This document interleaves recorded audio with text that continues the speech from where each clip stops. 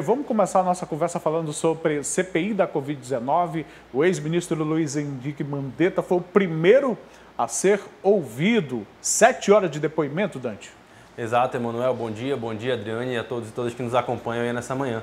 Primeiro a ser ouvido, um depoimento bem extenso, né, facilitado pelo remanejamento, claro, do depoimento do também ex-ministro Nelson Teich, que iria depor ontem, mas vai depor só hoje, uma vez que o ex-ministro Pazuello cancelou o seu depoimento, adiou o depoimento alegando contato com pessoas com Covid, só vai depor no dia 19, né? Então esse primeiro depoimento foi bem mais extenso do que se esperava, tratou-se muito daquele primeiro momento, né? Discutiu-se muito sobre as primeiras orientações passadas pela gestão de Mandetta, que deixou o cargo ali no comecinho de abril, então ainda no começo da pandemia, ele foi muito questionado sobre aquelas primeiras orientações sobre só procurar o médico quando houvesse sintomas, e também foi muito questionado pelos senadores, principalmente, né, os de oposição e também colocados como independentes, a respeito da responsabilidade ali do governo federal acerca dessas questões. Então ele foi muito duro com o presidente em alguns momentos, né, não necessariamente falando bravo, né, mas colocando seus argumentos, suas posições ali em favor da ciência naquele momento. Agora, o mais curioso e interessante para a gente que é aqui do Amazonas é que o nosso estado ganhou um tempo ali, ganhou uma dedicação ali por conta da situação que a gente viveu, tanto na primeira onda, né, quanto agora, claro, na segunda. A gente tem algumas imagens, uns trechos aí dessa fala e a gente pode acompanhar e depois a gente comenta um pouco em cima.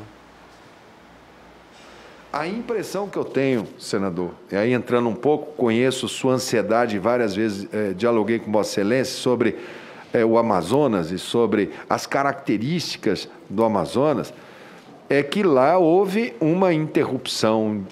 Eu falava com um secretário, daqui a pouco me ligavam, falava, não, agora foi demitido aquele, agora vem um outro.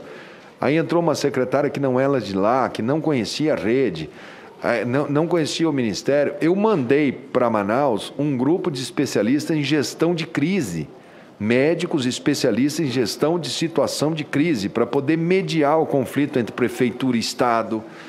Ali me parece que vocês terão que fazer uma imersão própria para ver, porque aquilo não se repetiu em outras unidades federativas.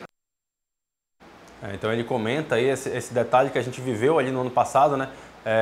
Esse conflito que era muito claro, não havia uma união como a gente vê entre os outros estados, entre prefeito e governador. Então ele cita esse momento, essa divisão que havia ali entre o prefeito Arthur Neto e o governador Wilson Lima, e também a troca de comando. Lembrando que quando trocou o comando da Secretaria de Saúde aqui no Amazonas, pouco depois, ali uma semana depois, mudou também o comando do Ministério da Saúde, então houve essa descontinuidade também lá. Então essa troca de pessoas, né, de nomes, essa incerteza acabou, o que prejudicou aqui, como na fala do Mandetta, também acabou prejudicando nacionalmente, pelo que a gente pôde acompanhar nessa questão. Agora foi um depoimento bem longo aí, a gente teve muitos detalhes que nem dá para a gente abordar tudo aqui, mas para um primeiro depoimento de CPI já foi bem animado, assim, por assim dizer. Hoje a gente vai ter o Nelson Teich, né, que passou ali menos de um mês nesse comando, na gestão ali da pandemia, e aí a partir daí depoimentos de Barra Torres, diretor da Anvisa, e do atual ministro da Saúde,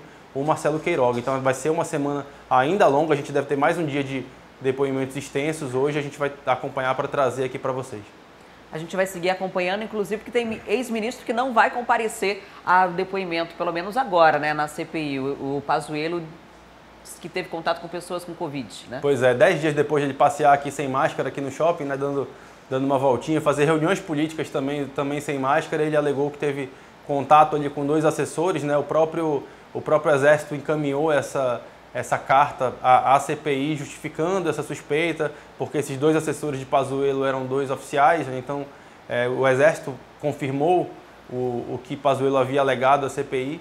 Então o depoimento dele ficou para o dia 19. Houve uma discussão ali se ele iria fazer um depoimento remoto. Essa era a alternativa que vinha sendo defendida, principalmente pelos senadores governistas ali, fizeram uma defesa, houve uma discussão em torno disso, se ele poderia depor remotamente ou não, mas o presidente da CPI, o senador Omar Aziz, bateu o pé ali, disse que foi acertado inicialmente, que todos os depoimentos de testemunhas seriam feitos presencialmente, e por isso houve esse adiamento, aí, esses 14 dias, né, para que ele fique em quarentena. Agora tem que ficar em quarentena mesmo. Se ele for visto saindo por aí passeando, aí certamente será um desrespeito a toda a CPI e a população que quer ouvir, né, o que ele tem a dizer a respeito de toda essa questão.